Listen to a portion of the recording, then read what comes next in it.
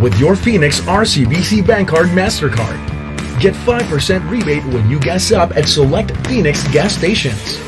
5% discount on gasoline and diesel engine oils. Free towing and roadside assistance.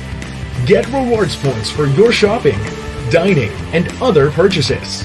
And exchange your rewards points for free flights, gift vouchers, or cash rebates. Get your own Phoenix RCBC Bank Card MasterCard to enjoy Pulse Racing perks and privileges. Apply now and receive 500 pesos worth of Phoenix Fuel as welcome gift.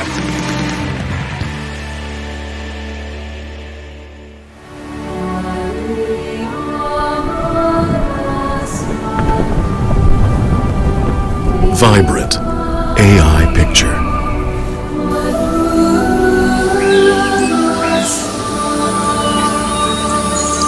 Resonant AI sound.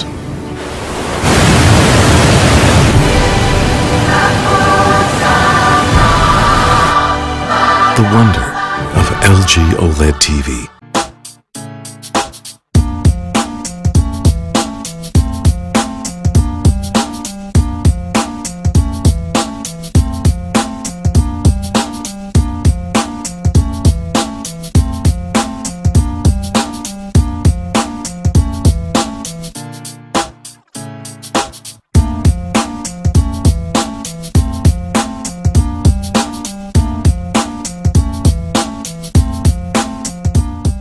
Good evening, race fans. My name is JB Tuason, and I am the CEO of Tuason Racing. I'd like to welcome everybody to a special episode of Riding Shotgun Conversations with Tuason Racing. Tonight, we're launching a brand new race series in the Philippines, so check this out.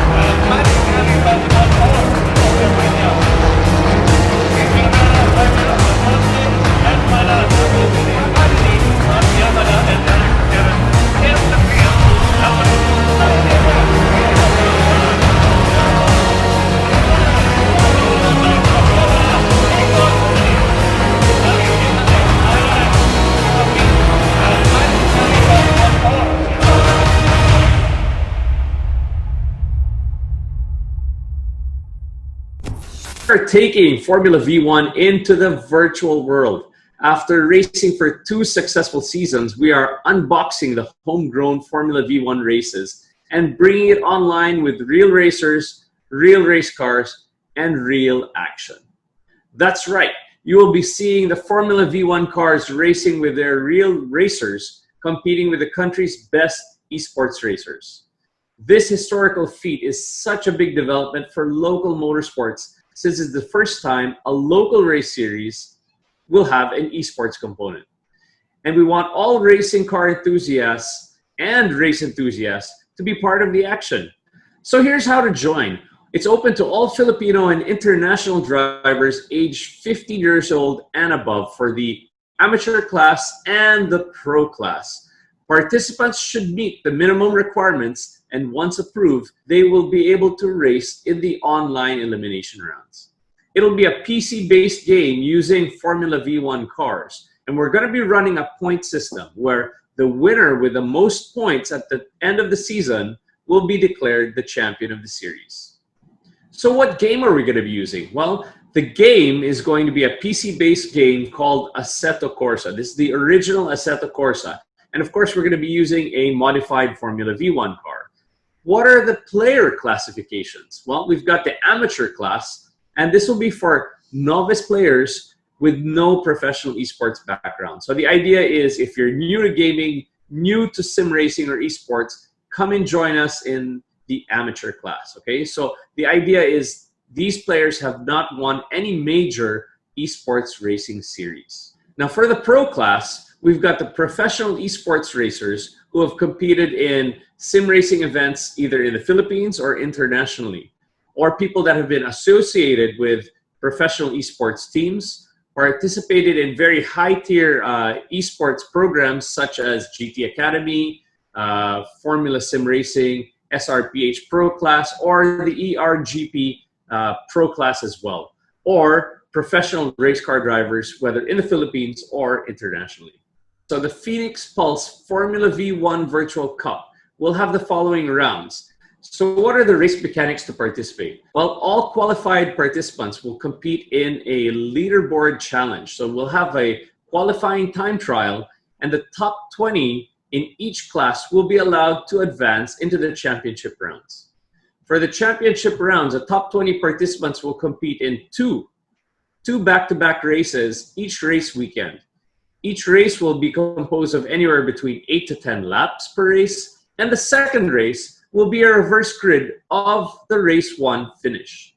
The top 10 finishers of each race will be given corresponding points, and the winners will be declared after all of the points for the 3 rounds are added up. So the highest number of points at the end of 3 rounds will be the champion.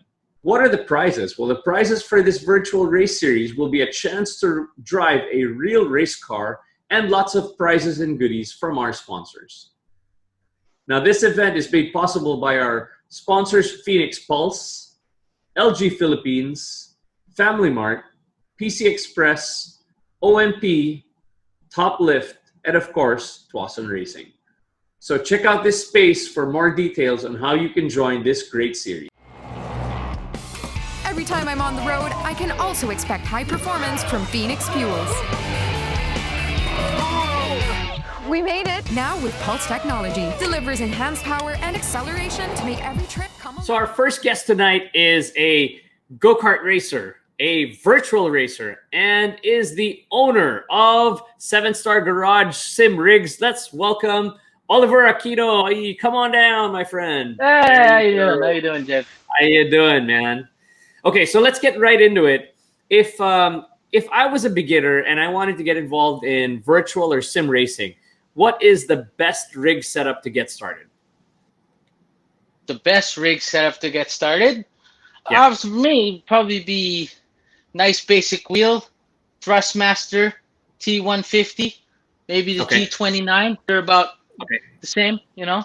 Okay. I mean, all depends on what your brand preference is. Us, we're Thrustmaster for sure. That's the 7-Star Garage.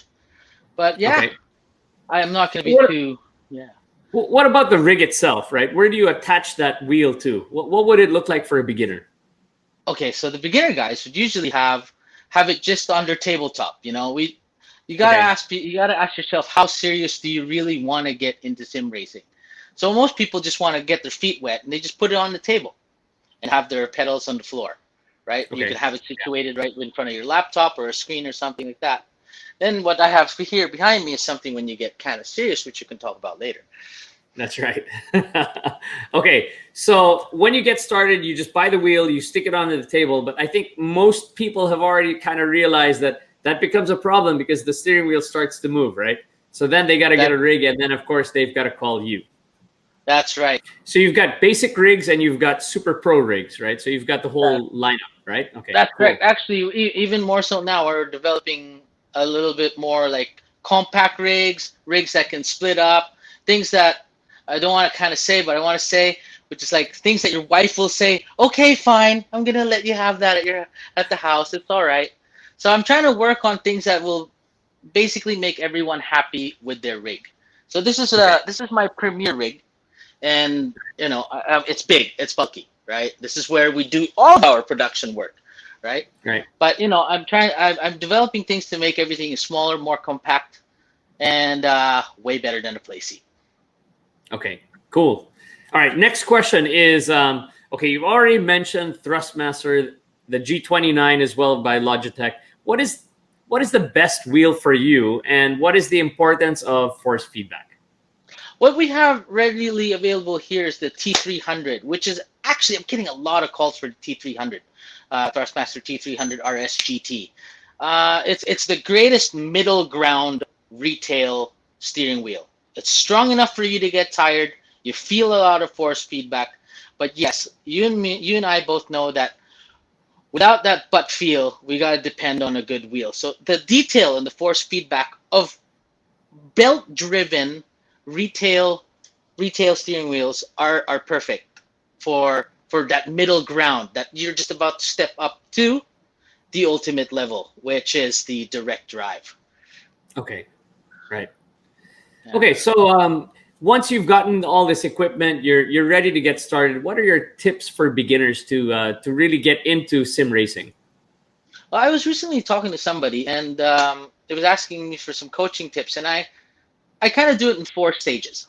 So first, I go out 4 times in a my thing is iRacing, and in iRacing, all the practice sessions are all open until you decide to go into a race. And in sim racing, you gotta be you have to understand that other people have invested their time driving as well.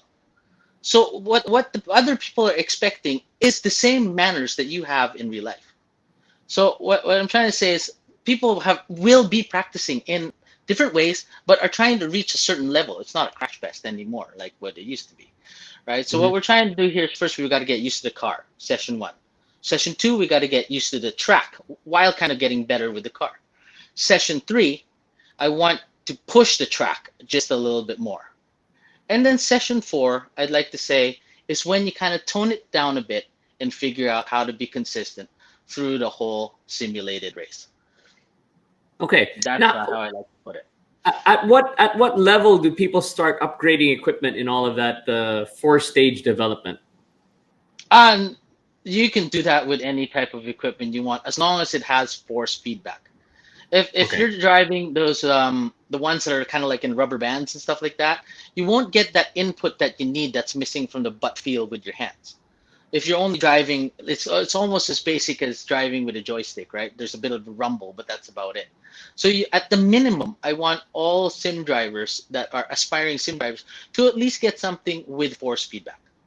So, Oi, if you're going to build a sim rig, right, what would be the best way to position your body in terms of seat position and the pedals and the steering wheel? Maybe you can show us with the rig that you've got. Okay, hang on a sec. Let me get a bit. So this project started with me in a play seat. To be honest with you, what happened to me was I was getting such bad cramps using a play seat, and so I decided to make my first proper rig.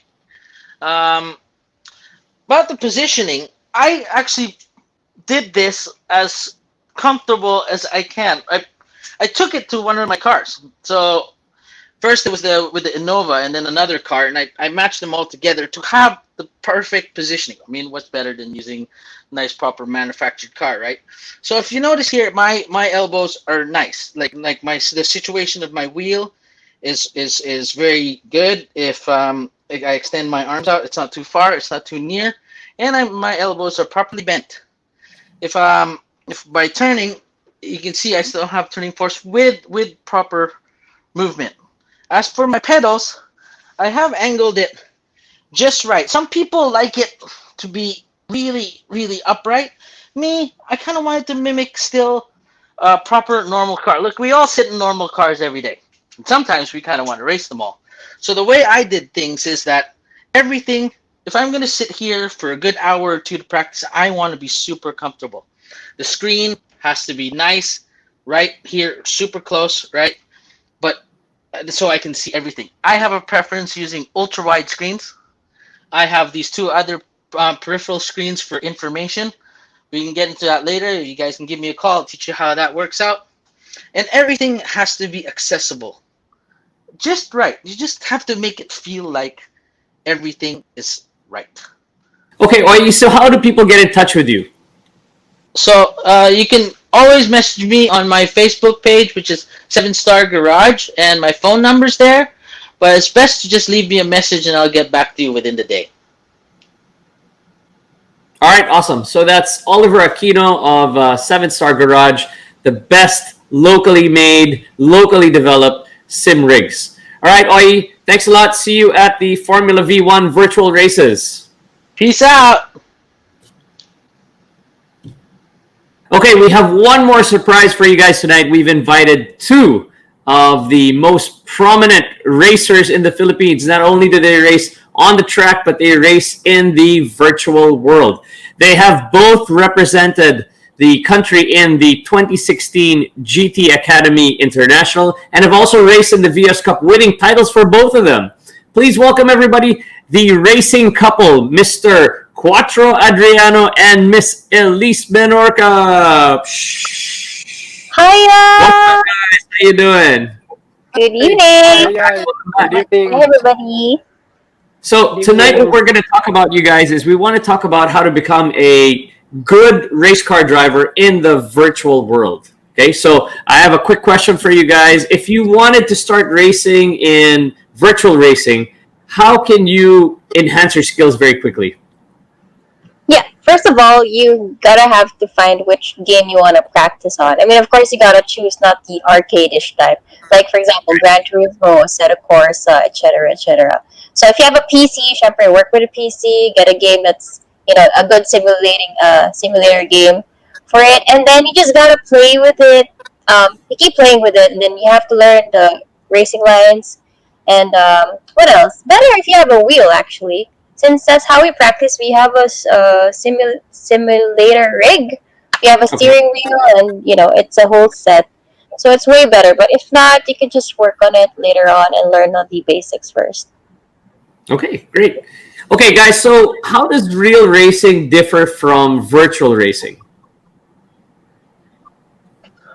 Well, in virtual racing, if you crash, you don't really have to pay for it. But apart from that, how the game feels and how it simulates real racing, I think it's pretty much like 90% there.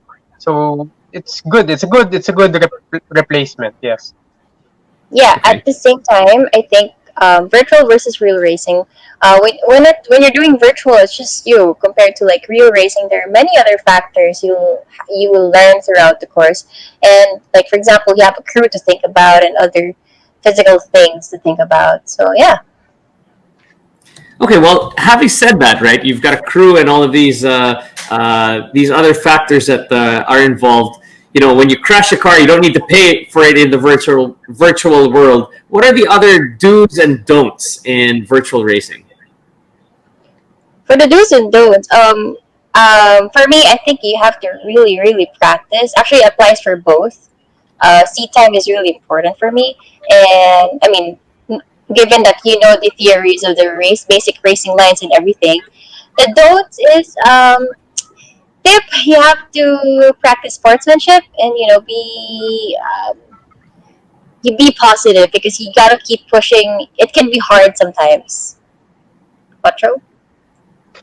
The don'ts for me in sim racing is I know it's difficult for like people or like beginners in general, but the don'ts you have to pretend when you're sim racing. You kinda have to pretend like you're driving in real life because some people, like most people, when they get into sim racing, they given what I said earlier, they're like thinking, oh, you're not gonna pay for it, you're not gonna get hurt, so they drive like really wild.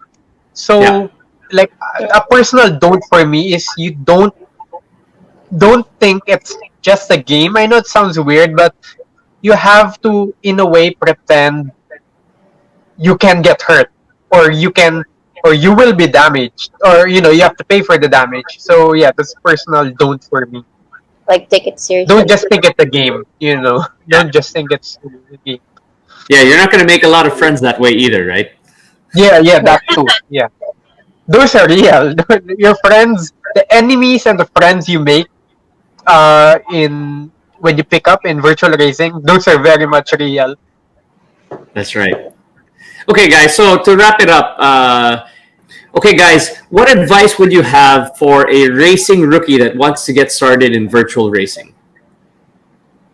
My advice is to start slow in a way that you need to plan out your moves like properly. You need to buy the right game. You don't necessarily need the the top of the line gear right away. You can, like, for example, start with a basic wheel, maybe even controller if you're playing from a console on a console. But the most like the best advice I can give, if you need to start slowly and learn properly. I would rather that you learn properly but slowly than like, I just want to get into the action. I want to set the fastest times. I want to, you know beat the best people. That's not going to happen that way. It doesn't happen overnight. I don't Right. think anything worthwhile happens overnight that quickly. Yeah. That's great advice. How about you, Elise? Yeah, in sim racing, actually, the trick is when I joined GD Academy, it was a short time, so I had to like push really hard. But at the same time, it really helped to have friends to play with. I mean, if you have somebody who can do sim racing with you, because it really helps a lot. Like you can compare your times, your the way you drive, and everything. So at least you can share, and it will be faster. You'll discover new strategies. So yeah, that one, and it's a good idea that you had take it slow at first. I mean, don't think it's worthless, like it's just a game. No, it's not. I have friends who are sim racers that either went to real racing. Well, actually, we Quattro and I did, and also some who stayed in virtual, but they are now being sponsored and they're professional esports drivers. So they also compete not only in the Philippines but also abroad. So yeah, you're gonna have a lot of fun with it, and especially if you do so well. Yeah, that's it. Okay. Guys, thanks for coming on to the show. I'm going to see you guys on the Formula V1 virtual race series very, very soon. Thanks, guys. See you. Thank you. Thank you. Thank you. Thank you. All right, I'd like to thank everybody for watching tonight. I want to thank our sponsors for making this possible. Phoenix Pulse, LG Philippines, Family Mart, PC Express, ONP, Top Lift, and of course, Tuason Racing. For those of you guys that want to join this series, please check out this space for more details on how you can join this race series. We're going to be launching the link for registration very, very soon. And of course, thanks everybody for watching tonight's podcast, Riding Shotgun Conversations with Tuason Racing. We're on every Wednesday night at 8 p.m. See you guys at the next episode.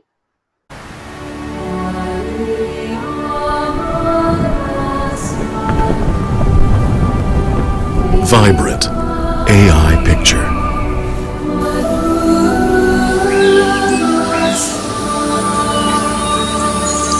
Resonant AI sound.